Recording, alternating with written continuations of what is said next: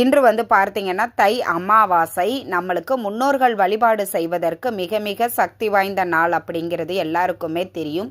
ஆனால் இந்த நாளில் நம்ம குலதெய்வ வழிபாடு செய்வதுமே ரொம்பவே சிறப்பான பலனை நம்மளுக்கு கொடுக்கும்.